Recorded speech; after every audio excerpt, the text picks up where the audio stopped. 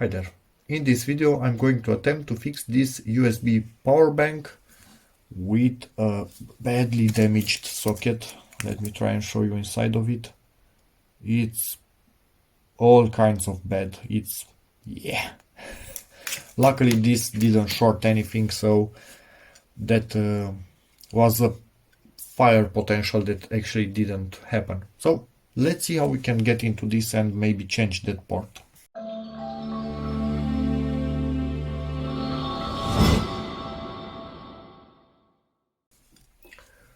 I have another one. So me and a friend bought them at the same time. Mine's still working. I'm not sure what happened exactly to his. So I know that it's good and worth fixing. Now what I want to check, I'm not sure if everything comes out through this end or they go out through this end. To somehow figure that out, what I'm thinking, I was hoping if I could see a difference in thickness between here and here. Kind of hard, but the bottom seems a bit thicker. So I'm thinking that it is thicker because everything somehow settles in there, doesn't go further. When you push it in, it stops in there. But I could be totally wrong. Could be a completely different internal construction.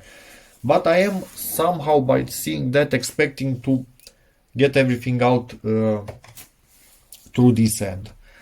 So at this point, I don't even know, honestly. I'm going to try with the spudger, I think it's called. See if I kind of can get it in there and start lifting up the plastic. This is not going to be easy, is it? Okay. Oh. Okay. I'm hearing glue noises, so I think this is glued down. Not a problem, we can glue it right back in place. At least we are making some progress, I hope. Yes, there is a risk of shorting something depending on how this is internally constructed. Yep, had some clips or something in there.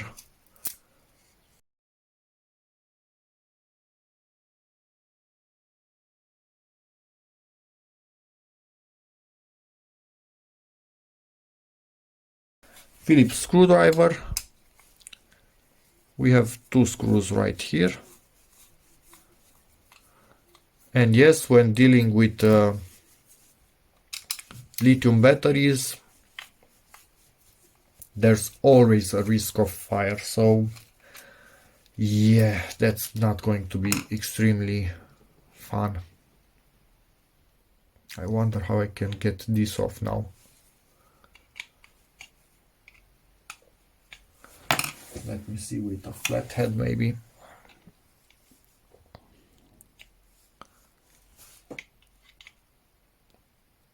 Hop, okay. We are doing something.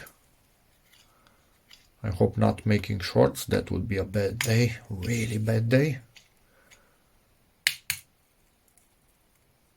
Something is coming up.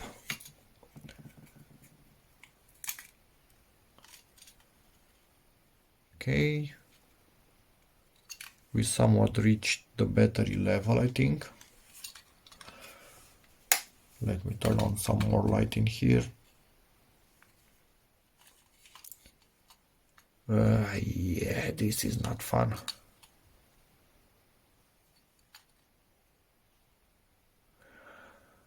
I was thinking I could actually reach somehow the batteries themselves. That doesn't seem plausible at this point in time. I think I also need to get this out.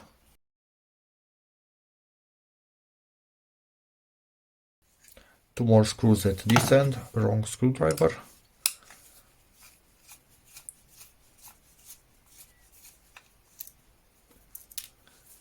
When working with lithiums, I recommend you have a bucket full of sand near you. If it can have a lid, that's also awesome. If it's metal, that's also awesome. Because yeah, lithiums kind of suck at this point. So let me see if I can literally push these batteries out. Yep, I can. Ooh, and these are some big cells.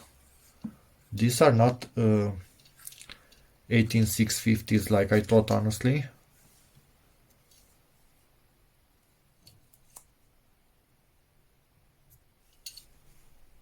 Okay.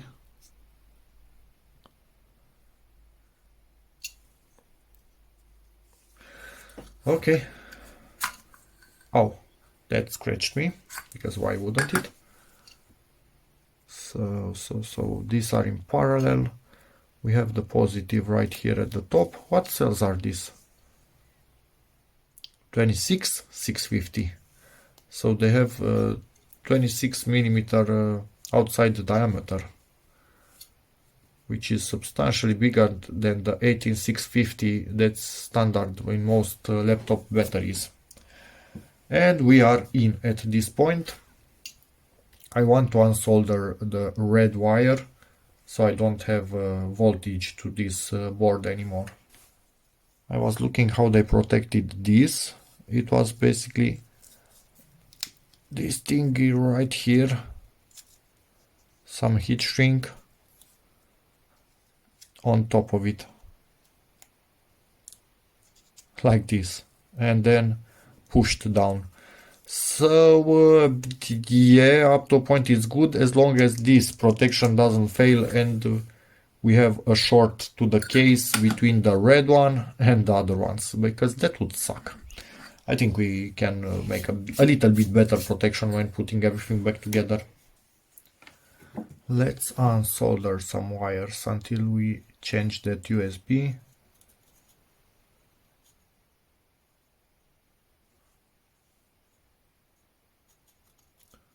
Oh man, this PCB draws in a lot of heat. Make sure you don't let the wires short. That's potentially creating a really bad day for you. So don't let these two wires short for sure. Let's check the state of charge with the PicTake. We haven't been using this for a long while. 3.4 volts. So yeah, the cells are not dead, which is awesome. Okay, so it's worth to continue troubleshooting this thingy. One screw here, another screw somewhere in there. Yep, we might be able to fix this. Put the cells somewhere where they cannot get shorted. Again, that would be a bad day. And yeah, open this thing up. There's a clip right in the middle. So again, our little spudger comes to help. It's kind of hard to get it out of here. Yeah, that's our USB. Yikes.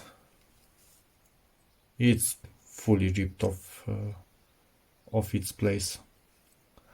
Now I need to search on my boards and see if I have a USB that I can actually solder in here. And as we can see, it was at a distance from the PCB, about 1 millimeter or something like that. So not directly on the PCB, which will make things even harder, because why wouldn't it? Just a tip from my side, when storing anything like this for any amount of time, oh, you can see in there the thermal protection. Just put a tiny bit of heat shrink tube on top of it, so you are not risking fires or anything.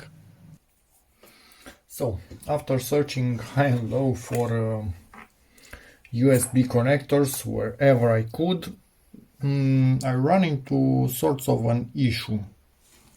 Camera not focusing on what it needs to.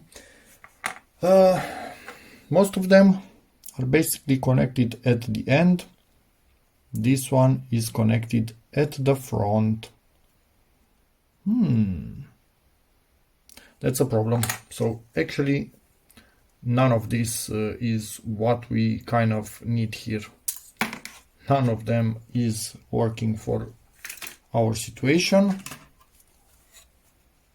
And then I came to these ones, which are actually connected at the front. They are a bit longer than what we need, but I might be able to somehow make this work.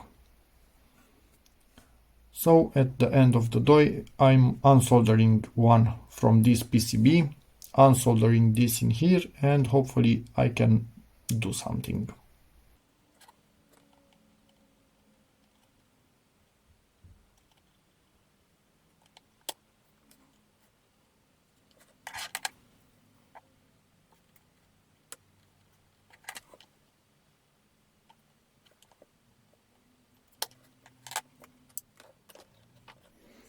This isn't going that easy. So I managed to unsolder one of these. Needed to cut off the legs a little bit. It was really hard to unsolder. One of them got damaged, so I only have this one. Barely managed to unsolder the one on this PCB. Everything is so tiny in here. So in theory now they are kind of ready to be soldered in here. But obviously it will be poking out more than the other one was. So I might need to adjust this hole for it to have place to poke out, and maybe it's a bit taller than the other one, so again the hole might need adjusting. We'll see what we get. Not too happy about it, but hey, I'll keep digging.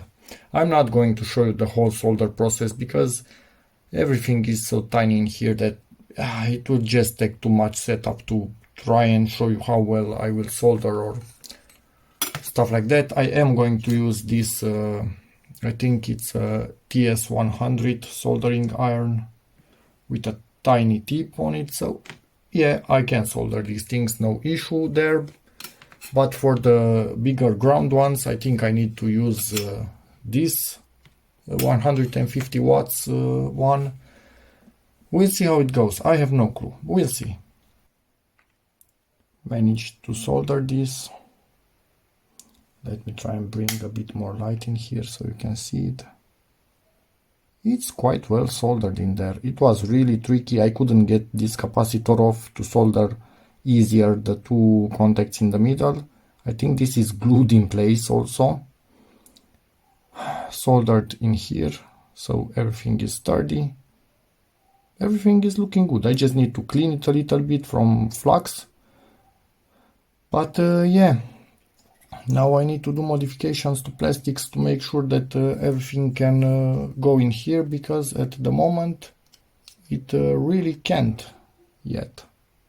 As you can see, it's bumping in here first instead of going in, so that's annoying.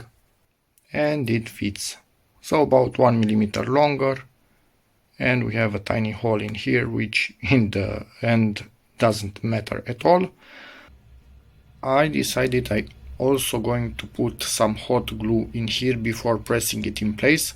So basically the USB connector is glued to the back of this plastic, and when you are pushing, it's not just pushing on the solder joints, it's directly pushing against the plastic. Decided to continue a bit of the assembly and only connect the batteries tomorrow. Put the end in place, put 2 screws in, just 2 of them remaining for the front. I will use some shoe glue where there was double-sided tape in the past. Made sure I cleaned up the edges where I put the spudger tool, and now I'm just making sure that I align the text properly like it was from the factory. Put a dab of glue and clip this in place. Kind of like this. I really hope I don't forget anything. That would suck. So at this point, this is almost non-disassemblable. Is that a word? I think some letters are added there by me. This one is wiggling inside, which is a bit annoying. The good one, I'm sure that the batteries are actually wiggling. So I might just remove the end of it and just put a bit of glue all around to make sure the batteries kind of stay in there, because it's annoying. But after I finish this one. So at this point, in theory, it's ready to accept new batteries, but I will also put some glue on the sides so this one doesn't begin to rattle when I closed it up tomorrow. Also enlarged this hole, you can compare it to the old one. It's quite clearly enlarged because we kind of need this to be able to poke through it at this point in time, and it wasn't poking through it before. Hot glue is fully dried, and yeah, this part of it is fully assembled, waiting for tomorrow to finish. And it's the next day. Glue is dried up, this isn't moving anywhere. About this, re-insulated the positive wire with a similar thing to this, but actually thicker, because this is really thin and flimsy. So I put something a bit thicker and also put some Kapton tape separating positive from this negative, because I don't want any touchy between any wires at any point. Also put some of the Kapton tape on the edges to make sure this isn't moving anywhere. Basically I made sure that this is actually safer than the original thing was ever. So yeah, there's that. Some glue in there. It will literally just run down when I press the battery, but let me triple check how I want this to look. So this is like this is like this. So in goes the battery. Make sure you don't short anything, that will cause a fire. Make sure everything has enough room to go in there. I could actually use something. Let me be back in a second. I need something plastic.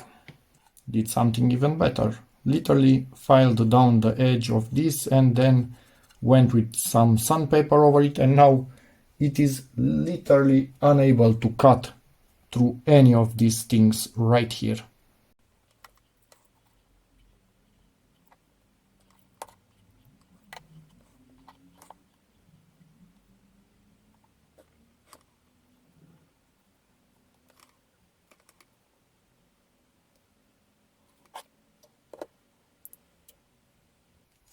And it's done.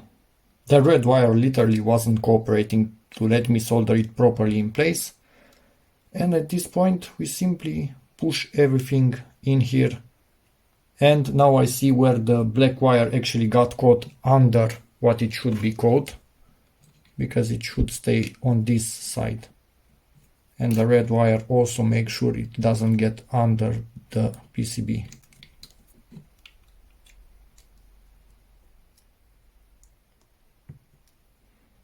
It can actually go under that coil, no issue, just not under the PCB. The black one also not under the PCB. Actually, let me try. Yeah, should be fine. So in theory, now we just push everything in. And it's in. And we still have a bar after a few good years of non-use. Let's put in the screws. Screws in place. Almost finished. But decided to also open up mine because I need to insert some glue in here. You can see it wobbling. Quite annoying. And the glue was beginning to drip. So yeah, it's the moment to also fix mine and then glue everything.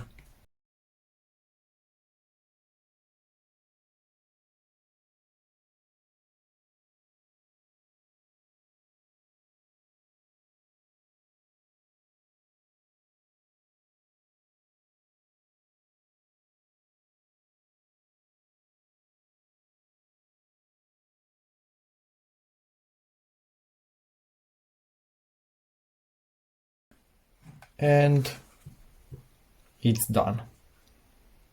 Literally, the USB port goes up 0.5 millimeter above the level, so that's the only thing that tells you this has been fixed.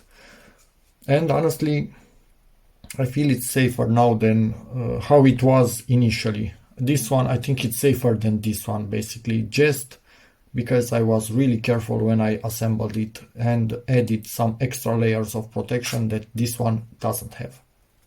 But at least also this one isn't wiggling anymore like it used to. So yeah. And now to test them, that monitor I think powers on directly when I plug this in.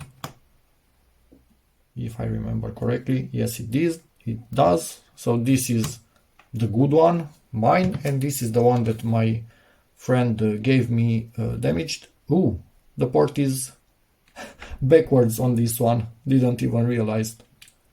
So yeah, there's that. Oh man, are you telling me this isn't actually working? And now friends, let's see, do we get a negative reading? Oh, and this one I think needs to be powered on because it does not power always. -5, and this is focusing on my hands. Let me get farther away. Look at that thingy. And it shows exactly -5 volts. So we have exactly reverse polarity. Yay! Hip hip hooray! But at least it's working. For me, only these two wires matter, and I will write on this reverse polarity, and I know to use it accordingly with something exactly like this, and from here on it will go actually inside of the old battery box of the Christmas light. This is why I kept this wire when I cut it. But yeah, that particular Christmas light, if I ever want to use it with this or any other correct and normal power bank, I will not be able to unless I go inside of it and reverse the polarity again. So this and that particular light will be a match made in heaven or hell. Anyway, so there's that. Managed to fix it. But the fact that I reused something from an old laptop at the end of the day beat me on the ass, because it seems it was not a standard part at all. They made something the way they needed it, and I didn't realize it at the time of using it because it kind of looked normal.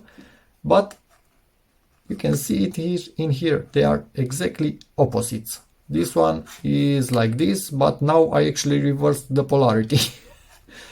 So yeah, there's that. Hope this video helps somebody out there and gives you just an idea that you need to be a little bit more careful when working these things. And yeah, as always, see you in the next one. Bye. And yeah, the monitor is still working on the good power bank. And the repaired power bank is actually charging. So apart from reverse polarity, it's a fix. Weird one. Bye again. And it's idiot proof.